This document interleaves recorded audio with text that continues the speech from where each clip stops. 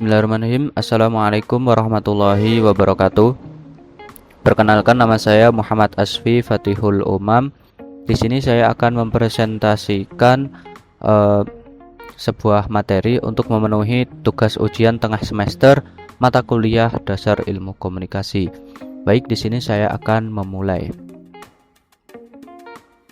Oke, yang pertama yaitu dari komunikasi. Pengertian komunikasi. Kata atau istilah komunikasi berasal dari bahasa Inggris communication, berasal dari kata communicatus di dalam bahasa Latin yang artinya berbagi atau menjadi milik bersama. Dengan demikian, komunikasi menurut lexicographer atau ahli kamus bahasa menunjuk pada satu upaya yang bertujuan berbagi untuk mencapai kebersamaan. Sementara itu, dalam Webster New Collegiate Dictionary edisi tahun 1977 antara lain dijelaskan bahwa komunikasi adalah suatu proses pertukaran informasi di antara individu melalui sistem lambang-lambang, tanda-tanda, dan juga tingkah laku. Kemudian, sejarah perkembangan ilmu komunikasi. Secara umum, sejarah perkembangan ilmu komunikasi dapat dibagi menjadi 4 periode. Periode pertama, periode tradisi retorika yang dimulai sejak zaman Yunani kuno. Kedua, periode antara tahun 1900 sampai Perang Dunia II yang dapat disebut sebagai periode pertumbuhan ilmu komunikasi. Ketiga, periode konsolidasi. Keempat adalah periode teknologi komunikasi yang dimulai dari tahun 1960-an sampai sekarang. Dan di setiap periode memberikan karakteristik tersendiri terhadap penekanan bidang studi dan konteks peristiwa komunikasi yang diamanati. Kemudian ada unsur dalam berkomunikasi. Di dalam berkomunikasi memiliki 4 unsur, diantaranya yaitu komunikator, kemudian pesan, media, komunikan, dan yang terakhir adalah efek.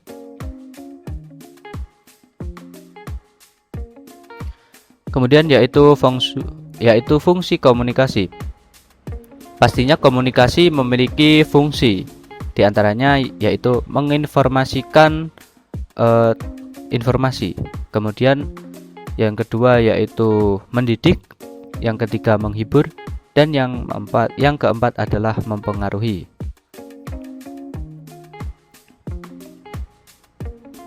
Oke, selanjutnya yaitu prinsip dasar komunikasi.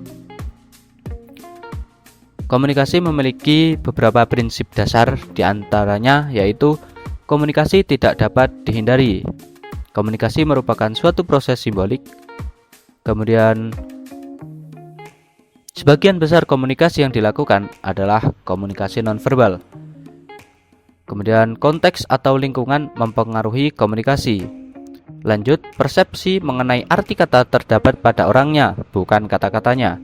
Dan yang terakhir, komunikasi tidak dapat diubah.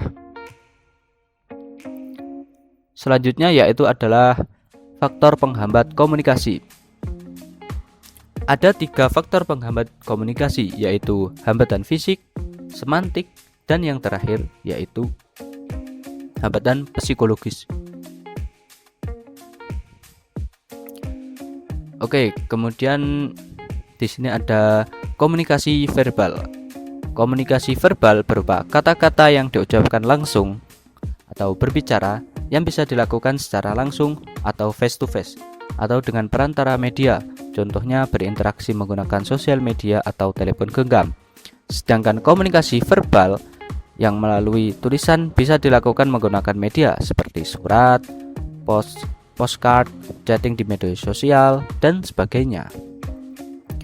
Kemudian ada komunikasi nonverbal. Pengertian komunikasi nonverbal. Komunikasi nonverbal merupakan jenis komunikasi yang tidak menggunakan bahasa secara langsung, misalnya melambaikan tangan yang tujuannya sebagai tanda selamat tinggal. Komunikasi ini tidak memiliki struktur yang standar seperti bahasa, tetapi menggunakan interpretasi dan logika, sehingga orang mampu memahami orang lain tanpa harus berbicara.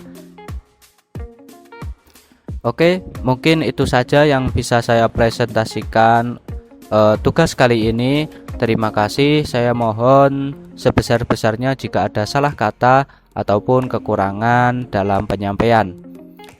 Saya akhiri. Wassalamualaikum warahmatullahi wabarakatuh.